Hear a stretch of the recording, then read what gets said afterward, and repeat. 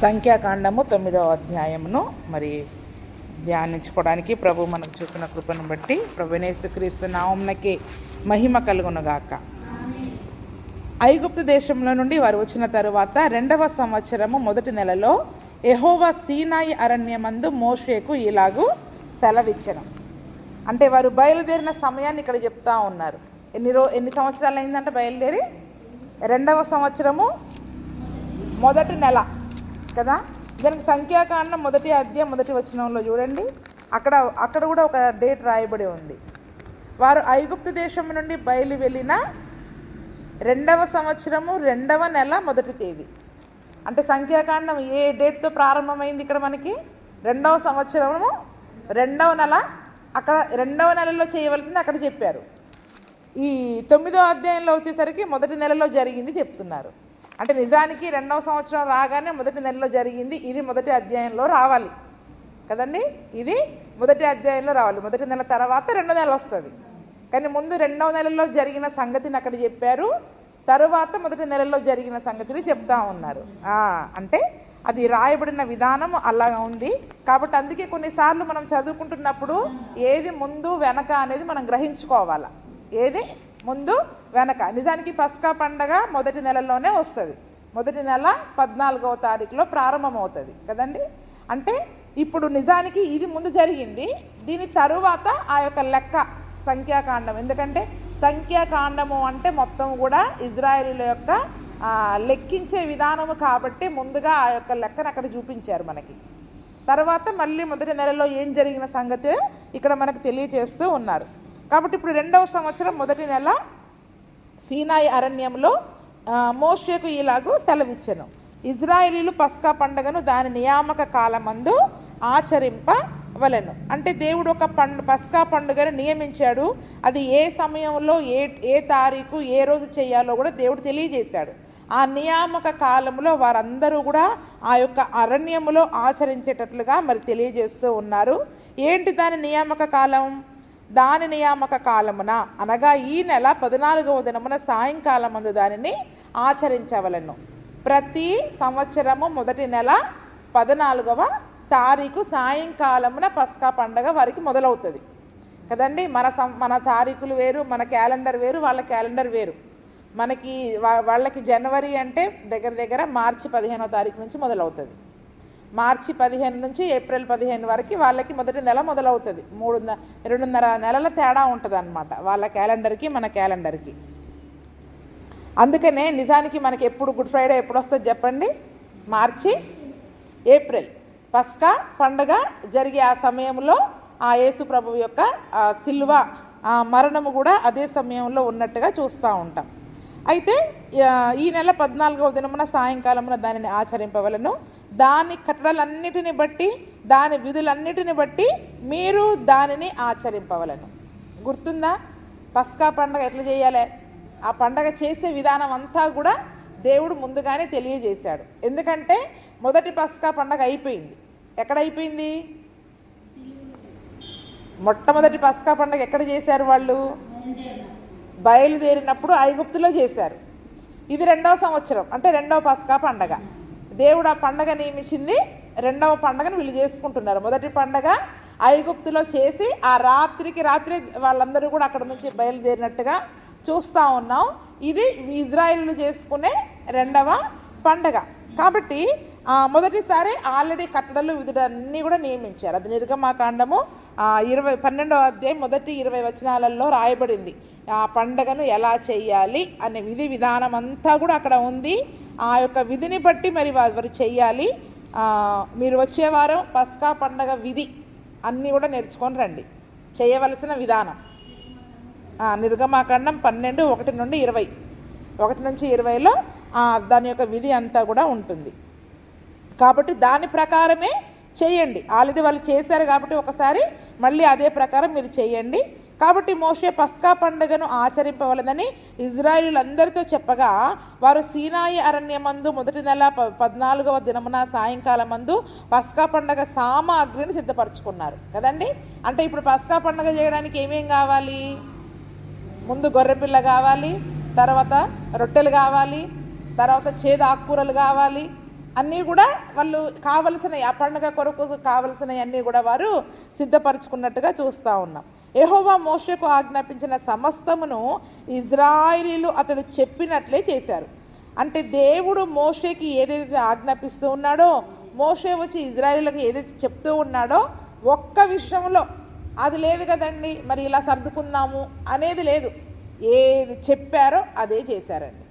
చెప్పింది చెప్పినట్లు వాళ్ళు చేసినట్టుగా మరి మనం అక్కడ చూస్తూ ఉన్నాం. అందుకనే ఏదైనా దేవుడు ఒక ఆజ్ఞ, ఒక కట్టడ, ఒక విధి అనేది మనకి చెప్పినప్పుడు దానిని ఖచ్చితంగా చేయాలి. మనం చాలామంది ఏం చేస్తామంటే సర్దుబాట్లు చేసుకుంటాం, మనకు అనుకూలంగా మార్చుకుంటాం, ఆ వాక్యాన్ని మనకు నచ్చిన పద్ధతిలో మనం చేసుకోవడానికి ప్రయత్నం చేస్తూ ఉంటాం. కానీ దేవుడు చెప్పింది చెప్పినట్టుగా మనం చేసినప్పుడే అది నిష్టగా ఆ యొక్క పనిని, ఆ యొక్క వాక్యమును మరి మనము నెరవేర్చిన వారముగా మరి మనము ఉంటాం. చూడండి, అతడు ఆజ్ఞాపించినట్లే చేశారు. అంటే ఆది కాండంలో కూడా నోవహుకి దేవుడు ఓడను ఎలా చేయాలో చెప్పాడు కదండి. అక్కడ చక్కని మాట ఉంటుంది, నోవహు దేవుడు ఆజ్ఞాపించినది యావత్తును చేశాడు కదండి. ఏ తలుపు ఎక్కడ పెట్టాలి, ఏ కిటికీ ఎక్కడ పెట్టాలి, ఏ మేక ఎక్కడ కొట్టాలి, ఏసై చెప్పాడు కానీ మర్చిపోయామని, లేదా అంటే ఇక్కడ కాకపోతే ఇక్కడ సర్దుదామని అలాగ ఏది చేయాల, ఆయన చెప్పింది చెప్పినట్లే చేశారండి. దానివలననే మరి అతను దేవుని కృపను ఆల్రెడీ పొందుకునే ఉన్నాడు. అదే విధముగా మరి మనము కూడా వాక్యములో దేవుడు ఏది ఎలా చేయమని చెబితే అదే చేయడానికి మరి మనల్ని కూడా మరి మనము సమర్పించుకోవలసిన వారమై ఉన్నాము. కొందరు నరశవమును ముట్టుట వలన అపవిత్రులై ఆ దినమున పస్కా పండుగను ఆచరింపలేక పోయిరి. వారు ఆ దినమున మోషే అహరోనుల ఎదుటకి వచ్చి మోషేతో, నరశవమును ముట్టుట వలన అపవిత్రులమైతిమి, యెహోవా అర్పణమును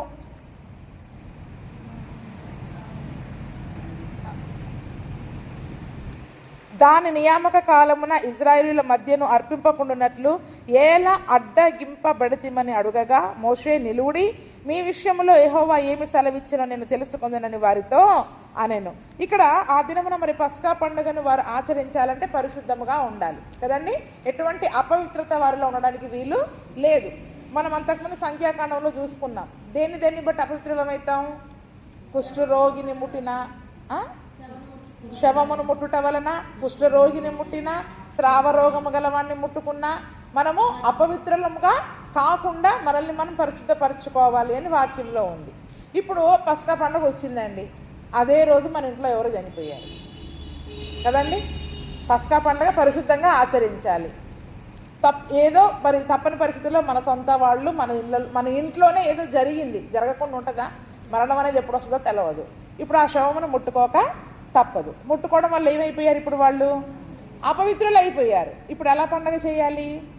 అదే సమస్య వచ్చింది వాళ్ళకి. సమస్య రావడంతో మరి మోషే దగ్గరికి వచ్చి వాళ్ళు అడిగారు, అయ్యో మేము పస్కా పండుగ చేయకుండా ఈ ఆటంకం ఎలాగొచ్చేసింది మాకు, మేము ఈ పండుగ చేయకపోతే మరి దేవుని ప్రజగా ఉండకుండా కుట్టివేయబడతాం, కాబట్టి మేము ఏం చేయాలి ఇప్పుడు అని వాళ్ళు వచ్చి అడిగినప్పుడు మరి మోషే చూడండి వెంటనే ఏదో ఒకటి చెప్పకుండా నిలువుడి, మీ విషయంలో యెహోవా ఏమి సెలవిచ్చినో నేను తెలుసుకుందునని వారితో అనెను. అంటే మోషే కూడా తన స్వంత ఆలోచనను బట్టి చెప్పట్లేదండి, మీరు కాసేపు ఉండండి, అలాగా ఏమి చేయవద్దు, పండగ చేయడానికి సిద్ధపడవద్దు, చేయకుండా ఉండడానికి సిద్ధపడవద్దు, అలా ఉండండి, నేను దేవుణ్ణి అడుగుతా, దేవుడు ఏం సెలవిస్తాడో, యెహోవా దేవుడు ఏం చెబితే అదే దాని ప్రకారమే మీరు చేద్దురు కానీ. చూడండి, అందుకే మన విషయంలో ప్రతి నిర్ణయం దేవునిదై ఉండాలి. ఏంటన్నది, ఆ పని చేయాలన్నా చేయవద్దన్నా, ఒకవేళ ఆటంకం వచ్చినా మరి దాన్ని నెక్స్ట్ చేయవలసిన పని ఏంటి అనేది దేవుని చిత్తాన్ని మరి మనం తెలుసుకునే వారంగా ఉండాలి. అసలు ఎన్ని విషయాల్లో దేవుని చిత్తాన్ని అడుగుతున్నాం మనం ఈ రకంగా, ఈ నిజంగా మరి ఈ పని నేను చేయాలా చేయకూడదా, ఈ అనుమానం, ఎన్నో అనుమానాలు ఉంటాయి మరి మనకి. కానీ మనం ఏం చేస్తాం, మన చుట్టుపక్కల వాళ్ళు ఉన్న సలహాలు చెప్తారు, ఇలా చేయొచ్చండి అలా చేయొచ్చండి అని ఒక సలహా చెప్పగానే మనం వాళ్ళ సలహాలు పాటించేసేసి ఆ పనిని ముగించేస్తాం. కానీ దేవుడు ఏం చెప్తున్నాడు, ఈ విషయంలో దేవుని చిత్తం ఏంటి, దేవుని నిర్ణయం ఏంటి, ఆయన ఆజ్ఞ ఏంటి అనేదాన్ని మరి అక్కడ మోషే, నాయకుడైన మోషే దగ్గరికి వచ్చి అడిగారు. అహరోను దగ్గరికి వెళ్ళలేదు, వాళ్ళు ఎవరి దగ్గరికి వచ్చారు? దేవుడితో మాట్లాడేది ఎవరు అక్కడ? ప్రతి విషయంలో దేవుడితో మాట్లాడేది మోషే, నాయకుడు, సంఘ కాపరి. దేవునితో మాట్లాడి చేయవలసిన సమస్తమును కూడా సంఘానికి బోధించే వ్యక్తిగా ఉన్నాడు. చెప్పాను కదా, అహరోను అంటే ఎవరని చెప్పాను? ప్రభు అయిన యేసు క్రీస్తు. అంటే అప్పుడు కాదు, ఇప్పుడు ఆయన ప్రధాన యాజకుడిగా యేసే మన కొరకు వచ్చాడు. కాబట్టి ఇప్పుడు సంఘ నాయకత్వము మోషేకి అప్పగించబడింది. కాబట్టి మోషే దగ్గరికి వాళ్ళు వచ్చారు. కాబట్టి ఏ సంగతి అయినా సేవకుల దగ్గరికి తీసుకొచ్చి ఇది ఏం చెయ్యాలి అనే విషయాన్ని మరి మనము తెలుసుకునే వారముగా మరి మనము ఉండాలి. ఎందుకంటే దేనిని బట్టి కూడా అపవిత్రముగా ఆ పండుగను ఆచరించొద్దు. ఇదే సంగతి యోహాను సువార్త 18వ అధ్యాయం 28వ వచనంలో ఉంటుంది. ఒకవేళ ఆ శవమును ముట్టితే అపవిత్రులుగా అయిపోతారు, కాబట్టి మైలబడిపోతామని చెప్పి అక్కడ మైలబడకుండా పస్కాను తీసుకున్నట్టుగా మనం చూస్తాం. యోహాను సువార్త 18:28 చూడండి.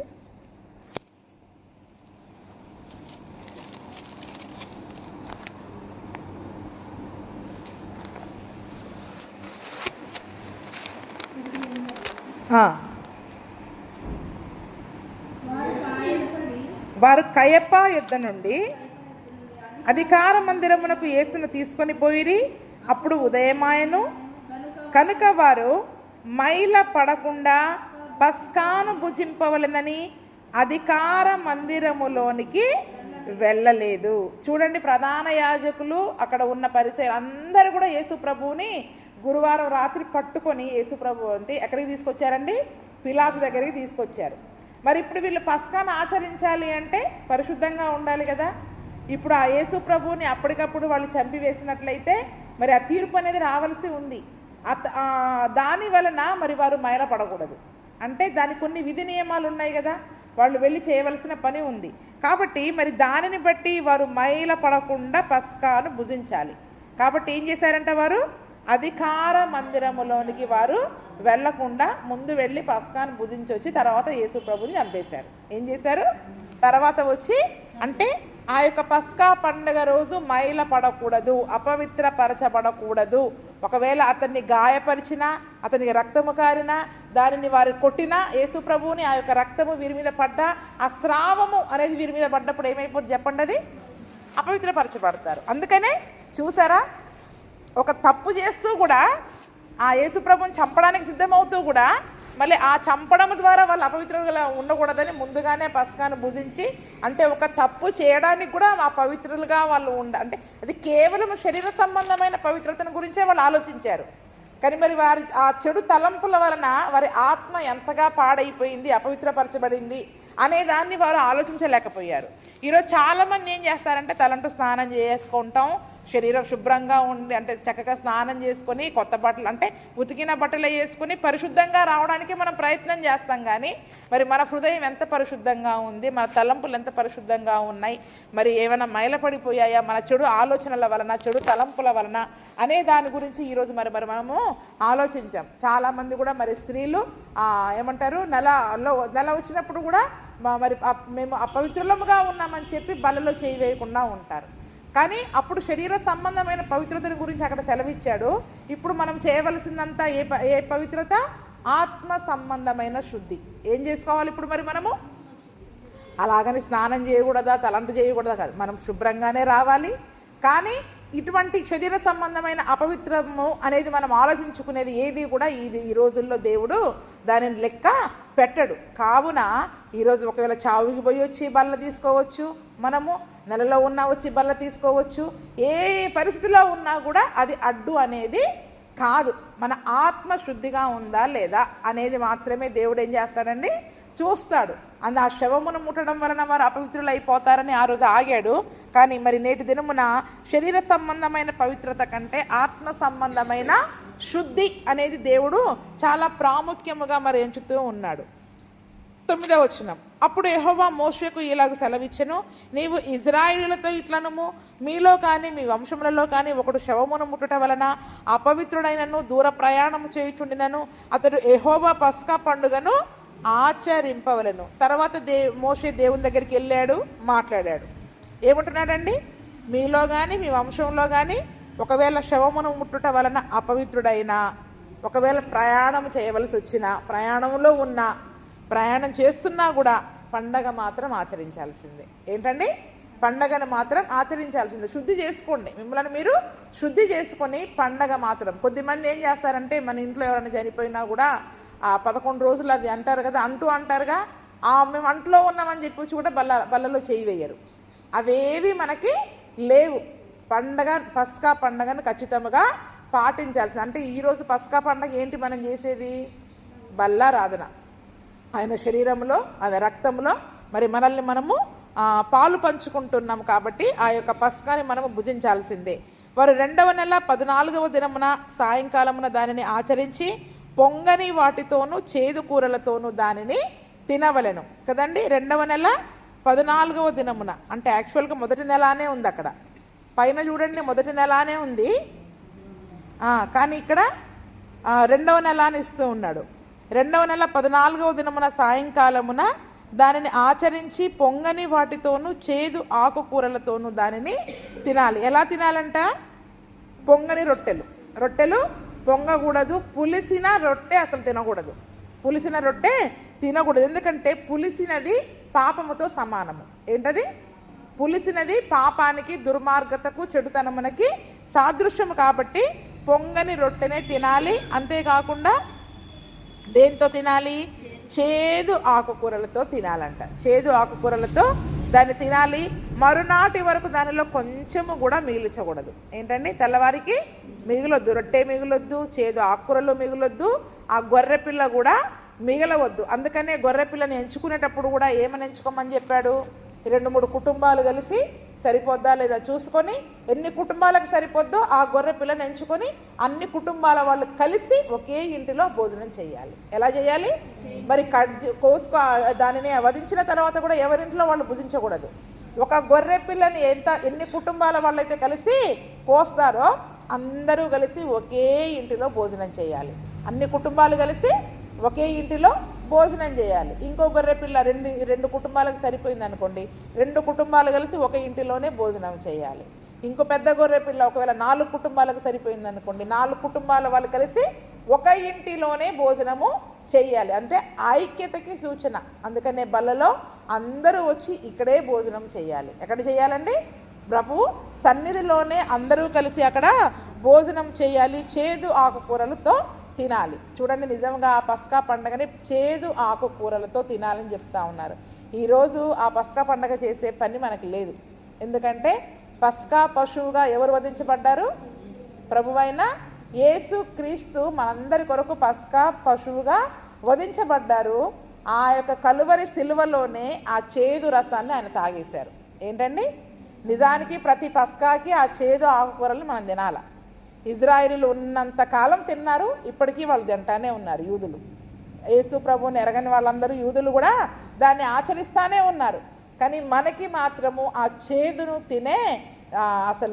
తినే అవసరమే లేకుండా మన కొరకు కలువరి సిలువలో ఆయన ఏం చేశాడండి?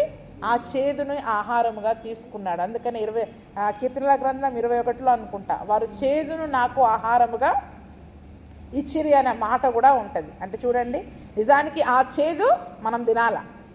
ఆ చేదు అంటే అటువంటి మరి ఆ చేదు మనం తినకుండా ప్రభువైన యేసుక్రీస్తు వారే మన కొరకు దానిని కలువరి సిలువలో తీసుకొని మనం తినే అవసరం లేకుండా చేశారు. అది మొదటి సంగతి. రెండవది ఏంటి? మొదటిది పొంగనిది, రెండవది చేదు ఆకుకూరలు, మూడవది ఏంటి? ఒక్క ఎముక కూడా విరవకూడదు. ఏంటంట? ఎముక విరవకూడదు. ఆ యొక్క బలి పశువును వాళ్ళు కోసినప్పుడు ఎముక విరగొట్టకుండానే కొయ్యాలి. ఆ కీళ్ళని ఎక్కడికక్కడ అయితే వాళ్ళు చేస్తారో వాటిని కాల్చాలి. అగ్నిలో ఏం చేయాలంట? కాల్చుకొని తినాలి. ఉడకబెట్టకూడదు, వండకూడదు. ఇవన్నీ కూడా మనకు నిర్గమాకాండం 12:1-20లో ఉంటుంది. దానిని చేసే విధానం అది. అంటే ఆ యొక్క బలి పశువుని మరి వాళ్ళు ఆ యొక్క కాళ్ళు విరవకుండా ఎక్కడికక్కడ అలాగే అగ్నిలో కాల్చివేసుకొని ఆ కాల్చిన దాన్ని వారు తినాలి. ఆ కాల్చిన మాంసాన్ని తినాలి. కాబట్టి ఎముక విరవకూడదు. అందుకనే ఈ యొక్క వాక్య భాగము కూడా పస్కా పశువుగా యేసు ప్రభువు మన కొరకు వధించబడ్డాడు అనడానికి ఇదే మాట నెరవేరిందంట. ఎక్కడ నెరవేరింది చూడండి, యోహాను 19:34-36 వచనాలు. యోహాను సువార్త 19వ అధ్యాయము 34-36 వచనాలు. ఇది కీర్తనల గ్రంథంలో కూడా ఉంది, కానీ నెరవేర్చబడింది చెప్తా ఉన్నా. సైనికులలో ఒకడు ఈటతో ఆయన ప్రక్కను పొడిచెను, వెంటనే రక్తమును నీళ్లును కారెను. ఇది చూచిన వాడు సాక్ష్యమిచ్చుచున్నాడు, అతని సాక్ష్యము సత్యమే. మీరు నమ్మునట్లు అతడు సత్యము చెప్పుచున్నాడని ఆయన ఎరుగును. అతని ఎముకలలో ఒకటైనను విరవబడదు అను లేఖనము నెరవేరునట్లు. చూసారా, అంటే పస్కా బలి పశువుగా ఆయన వధించబడ్డాడు అనడానికి సూచనగా పస్కా పండుగల్లో ఏమేమి చేయాలో అవన్నీ యేసు ప్రభుల వారు నెరవేర్చారు. ఆ చేదు ఆహారాన్ని తినాలి, ఆయన చేదును తిన్నాడు. అంటే పస్కా బలి పశువుగా వధించబడే ఆ గొర్రె పిల్లలో ఎముక విరగబడకూడదు. అలాగే ఇప్పుడు యేసు ప్రభువును కూడా మరి కలువరి సిలువలో వేసినప్పుడు ఆ దొంగల యొక్క అటు ఒక దొంగ ఇటు ఒక దొంగ ఉంటాడండి. ఆ దొంగల యొక్క కాళ్ళని విరగొట్టారంట. వచ్చి దొంగల యొక్క కాళ్ళని విరగొట్టారు. ఎందుకంటే ఇంకా చివరి వరకు ఎవరు ఉండరు. అందరు ఎవరి సిలువ వేశాక కొద్ది సమయం ఉండి ఎవరిళ్ళకి వాళ్ళు వెళ్ళిపోయారు. ఒకవేళ ఎవరైనా వచ్చి వీళ్ళకి సహాయం చేస్తే పారిపోతారేమోనని చెప్పి ఏం చేశారంట, కాళ్ళని విరగొట్టేశారు. కానీ యేసు ప్రభువుని మాత్రము కాళ్ళు విరగొట్టలేదండి. ఎందుకంటే లేఖనం నెరవేరబడినట్లు ఏం చేశారు, కాళ్ళు విరగొట్టకుండా ఈటతో పొడిచాడంట. వ్యక్తి ఏం చేశాడండి, ఈటతో పొడిచాడు. అప్పుడు రక్తమును నీళ్లును కార. ఎందుకంటే లేఖనము నెరవేరునట్లు ఇది జరిగెను. యేసు ప్రభువు యొక్క జీవితంలో ఏది జరిగినా కూడా ప్రతిదీ ఆయన పస్కా బలి పశువుగా మనందరి కొరకు వధించబడ్డాడు అనడానికి సూచనగా మరి ఆయన ఎముకలలో ఒకటి కూడా విరగొట్టబడకుండా మన కొరకు కలువరి సిలువలో బలి యాగమయ్యాడు. పస్కా పశువుగా బలి పశువుగా వధించబడ్డాడు అనడానికి ఆ లేఖనమే సారాంశము. 12వ వచనం నుంచి, పస్కా పండుగ విషయమైన కట్టడలన్నిటిని బట్టి వారు దానిని ఆచరించవలెను. ప్రయాణములో ఉండని పవిత్రుడు పస్కాను ఆచరించుట మానిన ఎడల ఆ మనుష్యుడు తన జనులలో నుండి కొట్టివేయబడును. అతడు యెహోవా అర్పణమును దాని నియామక కాలమున అర్పింపలేదు కనుక ఆ మనుష్యుడు తన పాపమును తానే భరింపవలెను. చూడండి, ఇక్కడ ప్రయాణంలో లేడు, పవిత్రుడుగానే ఉన్నాడు. కానీ ఏదో మరి కారణాన్ని బట్టి పస్కా పండుగలో అతను పాలు పంచుకోలేదు. యెహోవాకి అర్పణముగా దానిని అర్పించలేదు కదండి. ఆ గొర్రె పిల్లను అర్పణముగా అర్పించాలి. ఆ రక్తమును వారి ద్వారబంధకాలకు పూసుకోవాలి. మరి దానిని కాల్చుకొని పొంగని రొట్టెలతో చేదు కూరలతో తినాలి. ఆ చేయవలసిన దానిని చేయకపోవడం ద్వారా అతనిని ఏం చేశాడంట, తన ప్రజలుగా ఉండకుండా కొట్టివేయబడతాడు. అందుకనే మరి తన శరీరములో తన రక్తములో పాలు పొందిన వారే దేవుని కొరకు అర్పణముగా బలియాగముగా మరి మనం ఆయనకి సాక్షులముగా జీవించగలుగుతాం. ఆయన బల్లలో మనం చెయ్యి వేయకపోతే ఎప్పటికీ కూడా ఆయనలో మనము ఐక్యత పొందలేము, ఆ పరలోకానికి వెళ్ళలేము. ఆయన ప్రజలుగా ఉండకుండా దేవుడు ఏం చేస్తాడంట, కొట్టివేస్తాడు. అందుకనే ఖచ్చితంగా మరి మనం బాప్తిస్మము తీసుకుని ఆ యొక్క బలలో చెయ్యి వేయాలి అని మనం అనేకులకు చెప్పేవారముగా ఉండాలి. ఎందుకంటే దేవుడు తన ప్రజగా ఉండకుండా ఎవరిని కూడా కొట్టివేయడానికి ఇష్టపడట్లేదండి. ఇప్పుడు అందరూ తన రాజ్యానికి రావాలని ఆయన కోరుకుంటున్నాడు. కాబట్టి మరి మారు మనస్సు పొందకుండా బలలో చేయి వేయిన వాళ్ళందరూ కూడా దేవుడు కొట్టివేసిన జనాంగముగా ఉంటారు. కాబట్టి మరి వారి కొరకు మరి మనం ప్రార్థన చేయాలి. వారు దేవుని యొక్క రక్తంలో కడగబడి ఆ పస్కాను భుజించే విధముగా వారిని మనము నడిపించాలి. తన పాపాన్ని తానే భరిస్తాడు, తన దోష శిక్షను తానే భరిస్తాడు. మీలో నివసించు పరదేశి యెహోవా పస్కాను ఆచరింపగోరునప్పుడు అతడు పస్కా కట్టడ చొప్పున దాని విధిని బట్టియే దానిని చేయవలెను. పరదేశికిని మీ దేశంలో పుట్టిన వానికిని మీకును ఒకటే కట్టడ ఉండవలను. ఒకవేళ అతను వేరే కులస్తుడో మతస్థుడో దేశస్థుడో ఇందులో చేయి వేయాలి అనుకుంటున్నాడు, అప్పుడు ఏం చేయాలా, తను కూడా మనలాగా బాప్తిస్మము తీసుకోవాలా, మారు మనస్సు పొందాలా, తను పవిత్రపరచుకోవాలా. అప్పుడే ఆ యొక్క బలలో చేయి వేయాలి. ఎవరికైనా ఒకటే విధి, ఎవరికి మారదు. వాళ్ళకి మాని మనకని వేరే విధులు అనేవి లేదు, అందరికీ ఒకటే విధి. 15వ వచనం, వారు మందిరం నిలబెట్టిన దినమున మేఘము సాక్ష్యపు గుడారములోని మందిరమును కమ్మెను. సాయంకాలం మొదలుకొని ఉదయం వరకు అగ్ని వంటి ఆకారము మందిరము మీద ఉండెను. నిత్యము అలాగే జరిగెను. మేఘము మందిరమును కమ్మెను, రాత్రి యందు అగ్ని వంటి ఆకారము కానబడెను. చూడండి, ఎప్పుడైతే మరి వీరు మందిరాన్ని నిలవబెట్టారో, ప్రతిష్ఠించారో, ఆ సాక్ష్యపు గుడారములోని మందిరమును ఆ మేఘం ఏం చేసిందంటండి? కమ్మేసిందంట. సాక్ష్యపు గుడారములోని అంటే పరిశుద్ధ స్థలము అంతా కూడా మేఘము చేత కమ్మబడింది. ఎప్పటి వరకు? సాయంకాలం మొదలుకొని ఉదయం వరకు అగ్ని వంటి ఆకారము మందిరము మీద కనిపించింది. లోపల ఏమేముంది? మేఘం ఉంది. పరిశుద్ధ స్థలం అంతా దేనితో కమ్మబడింది? మేఘముతో కమ్మబడింది. పరిశుద్ధ మందిరము పైన ఏం కనిపిస్తుంది? అగ్ని కదండి. ఇజ్రాయేలు నడిపించిన అగ్ని స్తంభము, మేఘ స్తంభము ఆ మందిరము పైన నిలబడినట్టుగా, మందిరము పైన అగ్ని ఉంది, లోపల మేఘము అనేది మరి ఆ మేఘము చేత కమ్మబడింది. నిత్యము అలాగే జరిగిందంట. ప్రతి సాయంకాలము నుంచి ఉదయం వరకు కూడా మరి ఆ యొక్క నిత్యము కూడా అదే విధిగా జరుగుతూ ఉన్నట్టుగా రాయబడింది. మేఘము మందిరమును కమ్మెను, రాత్రి యందు అగ్ని వంటి ఆకారము. అంటే చీకట్లో మరి రాత్రిపూట మాత్రము అగ్ని కనిపిస్తుంది, పగలు మాత్రము లోపల మేఘము దాంట్లో కనిపిస్తూ ఉంది. ఆ మేఘము గుడారము మీద నుండి పైకెత్తబడినప్పుడు ఇజ్రాయేలీలు ప్రయాణమై సాగిరి. ఆ మేఘము ఎక్కడ నిలిచెనో అక్కడనే ఇజ్రాయేలీలు తమ గుడారములను వేసుకొనిరి. చూసారా? మేఘము గుడారము మీద నుండి పైకెత్తబడినప్పుడు, ఎప్పుడైతే ఆ మందిరంలో మేఘము పైకెళ్ళిందో అప్పుడు వీళ్ళు ఏం చేశారంట?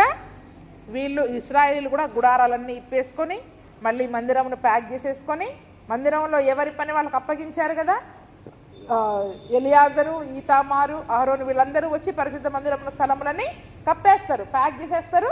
తర్వాత కహాతీయులు, మెరారీలు, గెర్షోనీలు వచ్చి గబగబా వాటిని మోసుకుంటూ వెళ్ళిపోతారు. ఇజ్రాయేలీలు కూడా వారి గుడారాలను విప్పుకొని ప్రయాణమై వెళ్ళిపోతూ ఉంటారు. అంటే ఎప్పుడు వారి కనుదృష్టి ఎక్కడ ఉంటుంది? మందిరం మీద ఉండాలి. మందిరం మీద ఉండాలి. మందిరం మీద మేఘం ఉందా లేదా? మేఘం వెళ్ళిపోతే వీళ్ళ ప్రయాణమై వెళ్ళిపోవాలి. మేఘం ఉంటే మళ్ళీ అన్నీ ఇప్పివేసి మళ్ళీ ఎక్కడికక్కడ ఏం చేయాలి? టెంట్లు వేసుకొని, గుడారాలు వేసుకొని అక్కడ ఆగిపోవాలి. మేఘం ఎక్కడ నిలిచినో అక్కడ ఇజ్రాయేలీలు తమ గుడారములను వేసుకొనిరి. యెహోవా నోటి మాట చొప్పున ఇజ్రాయేలీలు ప్రయాణమై సాగిరి. యెహోవా నోటి మాట చొప్పున వారు తమ గుడారములను వేసుకొనిరి. ఆ మేఘము మందిరం మీద నిలిచి ఉన్న దినములన్నీ వారు, చూడండి, ప్రతిదీ యెహోవా నోటి మాట చొప్పున, నోటి మాట చొప్పున, నోటి మాట చొప్పున, ఆయన నోటి నుండి వచ్చిన ప్రతి మాటను బట్టే వారు నడిచారు. కానీ ప్రతి విషయంలో ఆయన ఏం చెప్తారో కనిపెట్టి చూసి ఆయన చెప్పాకనే ముందు వెళ్ళడం. ఆయన నోటి నుంచి మాట రానంత వరకు వాళ్ళు ఎదురు చూడడమే వారి యొక్క పని. ఆ మేఘము బహుదినముల మందిరం మీద నిలిచిన ఎడల ఇజ్రాయేలీలు యెహోవా విధిని అనుసరించి ప్రయాణము చేయకుండిరి. మేఘము కొన్ని దినముల మందిరం మీద నిలిచిన ఎడల వారుని నిలిచిరి. యెహోవా నోటి మాట చొప్పుననే నిలిచిరి. యెహోవా నోటి మాట చొప్పుననే వారు ప్రయాణము చేసిరి. అలాగే మేఘము సాయంకాలం మొదలుకొని ఉదయము వరకు నిలిచిన ఎడల ఉదయమందు ఆ మేఘము పైకెత్తబడగానే వారు ప్రయాణము చేసిరి. పగలేమి రాత్రి ఏమి మేఘము పైకెత్తబడినప్పుడే వారు ప్రయాణము చేసిరి. పగలని లేదండి, రాత్రని లేదండి. రాత్రి మంచి నిద్రలో ఉంటారు మా ఇంట్లో వాళ్ళందరూ. అక్కడ వెంటనే ఏమైపోతుంది? మేఘం పైకెత్తబడుతుంది. నిద్ర లేదు, ఏమీ లేదు, గబగబా లేసి అన్ని ప్యాక్ చేసుకోవాల్సిందే. అన్ని ప్యాక్ చేసుకొని ఏ అర్ధరాత్రి అయినా ప్రయాణము సాగించాల్సిందే. పగలు అంటే ఎప్పుడు ఎవరో ఒకరు ఏం చేస్తూ ఉంటారు?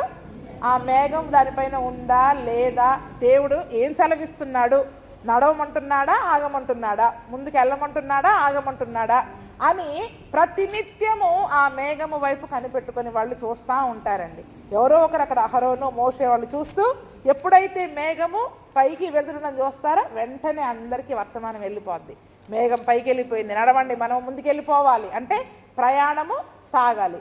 కొన్నిసార్లు కొన్ని దినాల వరకు మేఘం పైకి వెళ్ళలేదండి. కొన్ని దినాలు అలాగే ఉంటారు. ఎన్ని రోజులు? నెల కానీ, సంవత్సరము కానీ, కొన్ని దినాలు కానీ, అది ఎన్ని రోజులైనా కూడా అలాగే. అందుకని ఆ మేఘము 2 దినములు కానీ, నెల కానీ, ఏడాది కానీ తడవు చేసి మందిరం మీద నిలిచిన ఎడల ఇజ్రాయేలు ప్రయాణం చేయలే. ఏంటండి ప్రయాణం సాగించి ఎన్ని రోజులు అయిపోతుంది? ఐగుప్తు నుండి వచ్చి ఎన్ని రోజులు అవుతుంది? కనానికి ఇంకా చేరుకోవాలి కదా. తొందరపాటుతనం అనేది ఉండకూడదండి. మనము అందుకే ముందుకు ముందే మనం శుద్ధి అయిపోయాం ఇంకా పరలోకానికి వెళ్ళిపోతాం అనేది లేదు. దేవుడు చివరి క్షణము వరకు కూడా మనల్ని నడిపిస్తూనే ఉంటాడు. ఆయన నోటి మాటను బట్టి మనం నడవాలి. ఎప్పటి వరకు? మన బ్రతుకు చివరి దినము, చివరి గడియ వరకు కూడా ఆయన మనకి ఏం సెలవిస్తున్నాడు, ఏం చేయమంటున్నాడు, ఎటు వెళ్ళమంటున్నాడు, నేను నీకు ఉపదేశము చేస్తాను, నువ్వు నడవవలసిన త్రోవను నేను నీకు నేర్పిస్తాను అన్న మాటను పట్టుకొని ఆయన ఉపదేశము కొరకు, ఆయన మాట కొరకు కనిపెట్టుకునే వారముగా మరి మనం ఉండాలి. అది ఎత్తబడినప్పుడు వారు ప్రయాణం చేసిరి. యెహోవా మాట చొప్పున వారు తమ గుడారములను వేసుకొనిరి. యెహోవా మాట చొప్పున వారు ప్రయాణము చేసిరి. మోషే ద్వారా యెహోవా చెప్పిన మాటను బట్టి యెహోవా ఆజ్ఞను అనుసరించి నడిచిరి. చూడండి, ప్రతి వచనంలో ఆయన నోటి మాట చొప్పున చేశారు, మాట చొప్పున చేశారు, మాట చొప్పున నడిచారు. ఆయన ఆజ్ఞను బట్టే నడిచారండి. ఆజ్ఞ అతిక్రమం ఏమైపోతుంది? పాపం. ఆయన అందుకనే ఒక్క విషయంలో కూడా ఆజ్ఞను వ్యతిరేకించకుండా దేవుడు చెప్పినట్టే చేశాడు. ఆ మేఘమే వారిని నడిపించింది.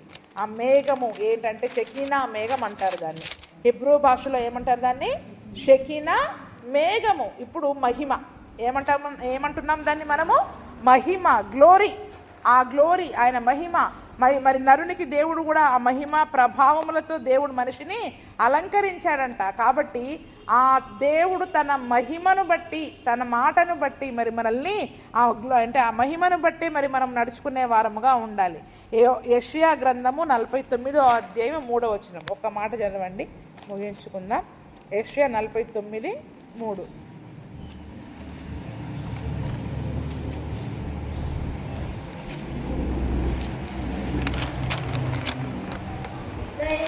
ఇశ్రాయేలు, నీవు నా సేవకుడవు, నీలో నన్ను మహిమ పరచుకొనేదను అని ఆయన నాతో చెప్పెను. ఏంటంట?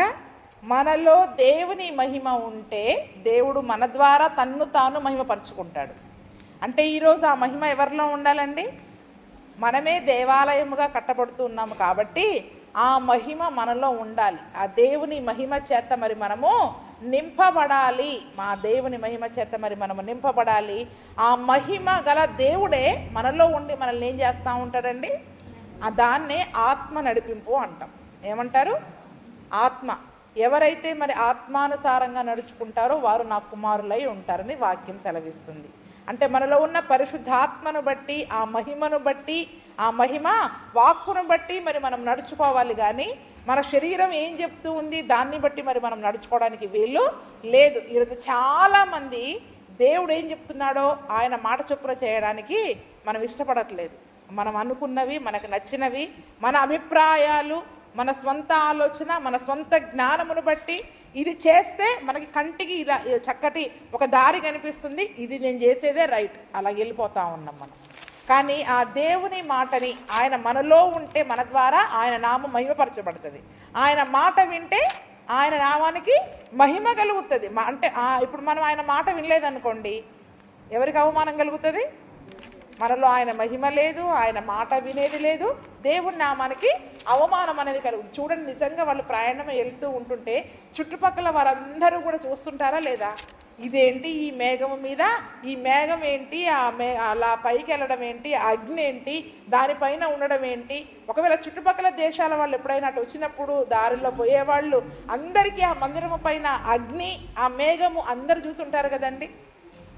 అంటే నిజముగా అటువంటి ఆ పరిశుద్ధాత్మ అగ్ని, ఆ పరిశుద్ధాత్మ మహిమ నింపుదల ఈ లోకమంతా మనలో చూడాలి. అప్పుడు దేవుని నామానికి మహిమ వస్తుంది. ఎప్పుడు వస్తుందండి?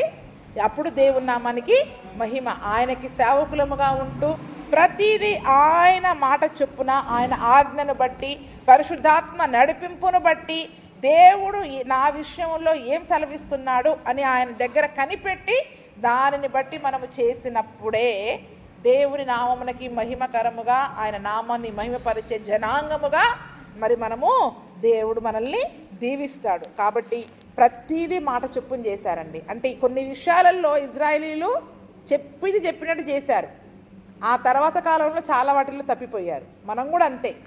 కొన్నిసార్లు కొన్ని విషయాలలో చాలా ఖచ్చితంగా చేస్తాం కదండి. మళ్ళీ కొన్నిసార్లు కొన్ని విషయాలలో చాలా ఖచ్చితంగా ఆయన మాట నెరవేరుస్తాం. మరికొన్ని విషయాలలో మరికొన్ని విషయాలలో నెరవేర్చలేం. అలాగే ఇజ్రాయేల్ ప్రజలు కూడా ఆయన మాటని చెప్పినంత వరకు మరి వారు చక్కగా ప్రయాణమై ముందుకు సాగుతూ ఉన్నారు. ఆ తర్వాత కాలంలో నేను చెప్పా ముందుగానే సంఖ్యాకాండంలో ఇజ్రాయేలీలు జారిపోయిన మెట్ల గురించి కూడా మరి మనం నేర్చుకుంటాం. ఏ విషయాలలో జారిపోయారు, అంత చక్కగా దేవుని మాట వింటూ వెళ్తున్న వాళ్ళు ఎక్కడ జారిపడ్డారు, ఎక్కడ పడిపోయారు, ఎక్కడ ఆత్మీయంగా వారు నశించిపోయారు, ఎందుకు అరణ్యంలో రాలిపోయారు. అందుకనే మనకి మనం అనుకుంటాం మనం అన్ని విషయాలలో దేవుని వాక్యాన్ని బట్టి చేస్తున్నామని మనం అనుకుంటాం.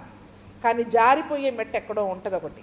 దానిని బట్టి మనం చాలా జాగ్రత్తగా ఏం చేయాలి, అడుగులు వేస్తూ ఆయన నామాన్ని కనిపెట్టుకొని ఒక్క విషయంలో ఆయన అడగకుండా మనం అడుగేసేసామనుకోండి, అదే జారిపోతుంది, అక్కడే జారిపోతాం. కావున ఆత్మీయ జీవితంలో మరి ఎక్కడా కూడా మన అడుగులు జారి పడకుండా క్రీస్తు అనే బండపైన మన అడుగులను స్థిరపరుచుకుంటూ ఆనాడు ఇజ్రాయేలీలు మరి ఏ రీతిగా అయితే ప్రతి విషయంలో యెహోవా నోటి మాట చొప్పున జరిగించారో మరి నేడును కూడా ఆయన వాక్యము చొప్పున ఆయన మాట చొప్పున మరి మనము జరిగించి అట్టి దీవెనను ఆశీర్వాదమును పొందుకునే కృపను ప్రభునేసు క్రీస్తు మనకందరికీ దయచేయునుగాక. ఆమేన్, ఆమేన్.